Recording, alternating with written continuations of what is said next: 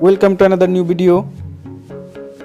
In this video you will see you have reached your daily limit Facebook. Please follow complete the process.